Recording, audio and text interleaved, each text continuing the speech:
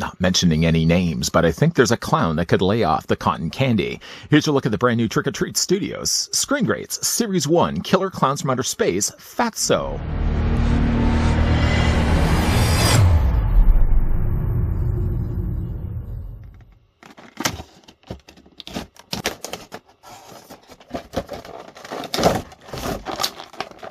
Trick or Treat Studios is proud to present the officially licensed MGM Studios Killer Clowns from Outer Space action figures as part of their Screen Greats Series 1 collection. Screen Greats features iconic characters from some of your favorite cinematic masterpieces. Each highly detailed figure is 8 inches in scale and be perfect for display in any collection. I don't think I'd ever want to be around this guy if he ever had a belly laugh. Before, of course, we get a closer look not only at the last Killer Clown from Outer Space, but also as well the last Screen Greats Wave 1 figure that we've looked at from Trick or Treat Studios. I'd like to once again send out a big thank you to Trick or Treat Studios that have provided the samples of all the figures we've been looking at. These Screen Greats, if you've been enjoying this line as much as I have, are all available over on their site for mostly $34.99. I only say mostly because Candyman was the only one that was $39.99. Fatso being a bigger built of body, he actually is still $34.99, and it might have something to do with the fact that the figure has a more hollow body. Fatso, though, stands about 8.5 inches in height, or the figure is going to be about 21.5 centimeters tall. And just like that Frank Sinatra song, Bring in the Clowns, let's bring in the clowns. Here's what the figure looks like with the earlier looked at Killer Clowns from Outer Space, Slim. Here's also as well what the figure looks like with the Killer Clowns from Outer Space, Shorty. Living, though, up to their names, you have Shorty, you have Fatso, and you have Slim. You could have also called this guy Tolly. But still, though, nice-looking figures. Now, this is only, again, the first wave of Killer Clowns, or only the first wave of Screen Greats that have 3 Killer Clowns. We're getting, though, another 3 as part of the wave, too. So if you're a big fan of Killer Clowns, there's a lot of clowns still coming your way from Tots. Fatso's one accessory happens to be the same accessory that came included with Slim. Both figures came included with their cotton candy guns. Now, I could see if, for example, both clowns were separated by a wave. So say Slim was part of Wave 1, Fatso was part of Wave 2, and both characters came included with cotton candy guns. That would be one thing. But the fact that both characters are part of Wave 1, bringing the one that we got with Slim, they are exactly the same to one another. I think I would have given Slim, for example, the cotton candy gun, and I would have given then Fatso the popcorn gun, just so that the clowns had different weapons to wield. As it is, for what they are, they're nicely detailed, very colorful looking guns. A bit of an eyesore, certainly, with the amount of colors that they pack into these, but they're very nicely detailed weapons.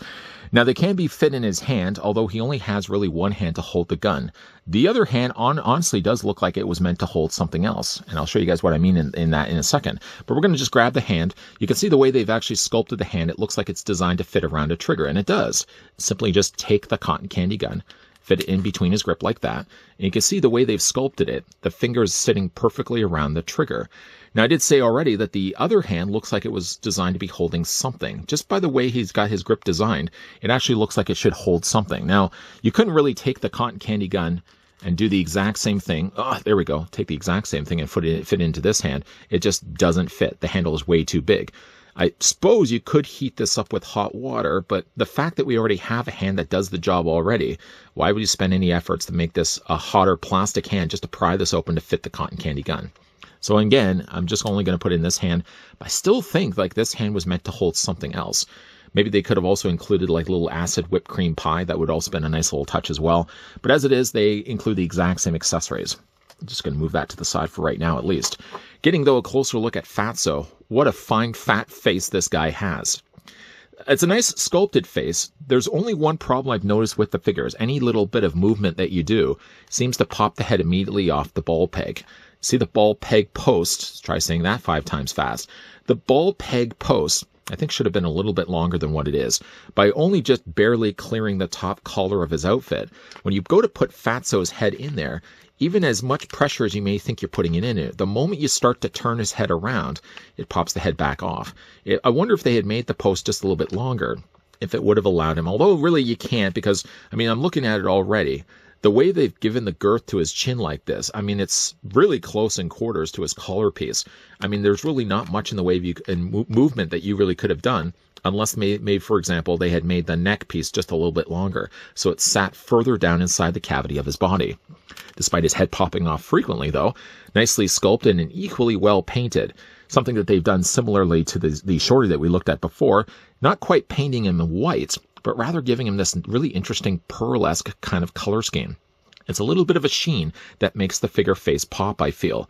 You got the nice colors of the purple there around the sections of his lips. The same purple is also painted around the areas of his eyes. And for how small those eyes are, really well painted. I don't see any paint bleeding. I don't see any real paint problems at all. Even like really red hair like this, I would have expected like little few paint bleeding areas, but not at all. I mean, it looks like it's really quite clean. He has that little kind of looks like a Ronald McDonald hairstyle, but it's all spiked up kind of in a mohawk in the middle.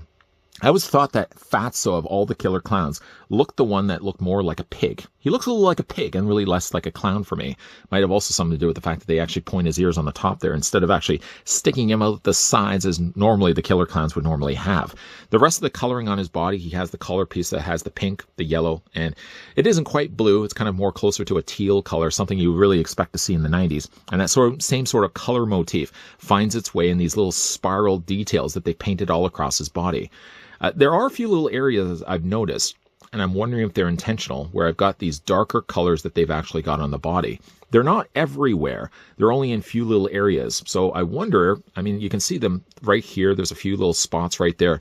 They got to be intentional, I'm guessing. Again, you can see it all across the back of his body as well.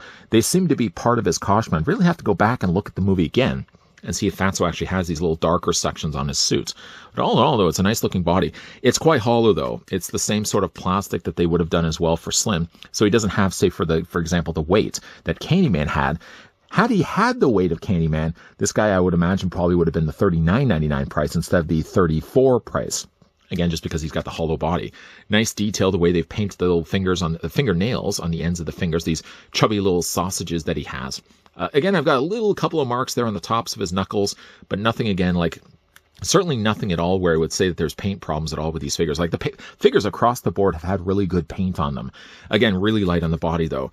The bottoms of his feet, funny enough though, all the killer clowns have not had peg holes in the undersides. Now, I did say that initially when we looked at Shorty, I'm just going to bring back in Shorty right now, who, funny enough, actually does feel heavier than Fatso.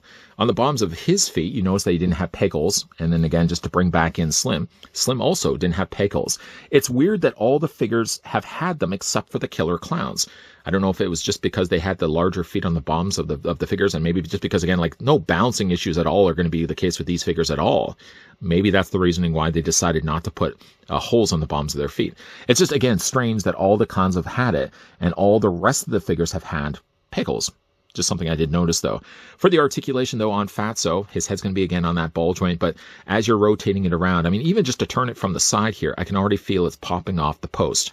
So you're probably going to always want to have the figure's head sculpt facing forward, or you can turn it slightly, but you'll notice when you turn it is the moment it starts to pop off. Or you can kind of just push it down just a little bit and just don't move it around because it's going to already be loose on you. Now, the figure's shoulders are going to rotate back and forth, but they're not going to rotate all the way around, just because, again, let's just move Slim out of the way here. Slim's blocking camera. You can move the arms, but again, can't move them all the way around just because, again, he's got the larger collar like this. You can bring easily, though, the arms at 90 degrees. You can also, as well, twist the hands. The only hands that I've noticed so far from this line that have given me troubles was the original 78 Michael Myers. All the other hands from the rest of the Scream Greats seem to have very easy to rotate hands. And again, Fatso is also part of that as well.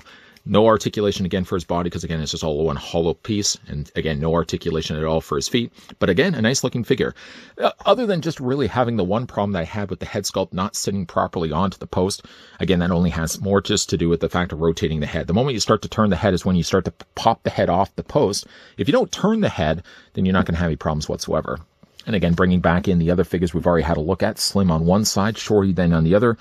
And you know what? Considering we have finished up all these Scream Greats, let's bring in the other characters also as well. Here's what he looks like with Farmer Vincent. I almost thought he was going to drop for a second. Here's also what he looks like with the Candyman, Farewell to the Flesh Candyman. And also here's what he looks like with Michael Myers. Michael Myers was the first figure that we've looked at from Scream Greats. And just recently also we looked at Jacob Atkins. Atkins, funny enough, though, is the figure that has the hardest time to stand. Just because, again, like the way they've balanced his feet. Other than that, though, really like the look of this wave. And again, if you're a big fan, you know what, let's just grab myself a display stand because I don't really want to keep fighting with the idea that Jacob Atkins isn't going to stand properly. Let's give himself a display stand. Yeah, I like this line so far. I can't wait to see what they got planned in store for us well, we already know what we're getting for Wave 2. We're going to be getting some more Killer Clowns from outer space. We're getting another 3. We're also getting ourselves a Creeper. I'm trying to think of some of the other ones that we're also getting part of Wave 2. But yeah, the future looks quite bright when it comes to this line. And Being the fact that we have now really wrapped up this line, you guys can let me know down below in the comments section who your favorite, let's say top 3 favorite characters were from this line. I would say Michael Myers. I would probably then say Farmer Vincent. And you know what? I probably would also say, I want to stick with maybe one of the clowns, because of course we got to give some love for the clowns. I would probably say Fatso. I really like the look of Fatso. Even though his head is something that is still prone to popping off frequently when you're turning the head around, I still think Fatso, of the Killer Klowns at least, is my favorite. Again, really nice work from Trick or Treat Studios. All of these are available over on their site for respectively around $34.99. The only one that was different to that was, of course, Candyman from Farewell to Flesh. He was a little bit more expensive, but I mean, again, for the amount of plastic that they put into this piece, I could honestly see why they decided not to do that with, say, the Slim and the Fatso, just because, again, that'd be a lot of weighted plastic. Hollow plastic doesn't bother me at all if it still manages to churn out some fantastic looking figures. Fatso may not be the tallest of the Scream Greats, no. That's going to be Killer Klowns from Outer Space Slim. He is, though, the biggest of the figures, but just because he's the biggest doesn't mean he's the heaviest. Actually, both Candyman and his slightly smaller colleague, Shorty, are both heavier figures than Fatso. Trick or Treat decided for the larger scale Killer Klowns to go with the route of a hollow plastic body instead of an actual solid body. And that means that both Slim and Shorty, or Slim and Fatso, ended up being $34.99 figures instead of figures that were closer to $50. It doesn't bother me at all, because when you're putting these guys on the shelf, anybody that would say I'm offended by the fact that they decided to use plastic hollow bodies, I mean, honestly, you're going to be putting these on the shelf anyways. No one would be able to look across your collection at any of your Scream Greats and say, that figure has a plastic hollow body, that figure has a solid body. Come on, nobody would be able to tell the difference between the two. What you would, though, be able to tell is the fact that both the figures of Slim and Fatso have the same included weapon. Now, I think, again, if you're going to be getting us 2 figures from the first wave, and they're both Killer Klowns, one figure probably should have had a cotton candy gun, the other one a popcorn gun. And I don't know, maybe we might get ourselves a popcorn gun in the second wave of Killer Klowns, because that's already something that's been announced, and they're showing images already on their site. Maybe we might actually get ourselves a popcorn gun instead of the cotton candy one that we got with both Slim and Fatso. Other than that, and maybe the problems with the head falling off frequently here in Fatso, he is not only my 3rd favorite of the Scream Greats, but he's my favorite figure of the Killer Klowns that we've gotten so far. Whether that will, though, change when we eventually get the Series 2, time will again only tell.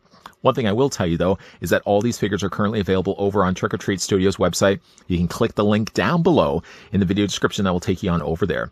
Big thank you once again to the folks over at Trick or Treat Studios. It did come through and provide the samples for all of the Scream Greats we've been looking at. That is also including the Killer Klowns from Outer Space Fatso that we looked at in this review. Speaking of reviews, if you guys enjoyed the ones you just finished watching and certainly enjoyed the review of Fatso, why not hit it with a like? If you guys are loving the content you guys are seeing and certainly want to stick around for more, we may not be looking at Scream Greats, no, but we will be looking at a whole lot more videos still on this channel. So make sure, yes, you hit that subscribe button down below. Make sure, yes, you're turning on the bell notification. As always, guys, thanks for watching. See you guys next time.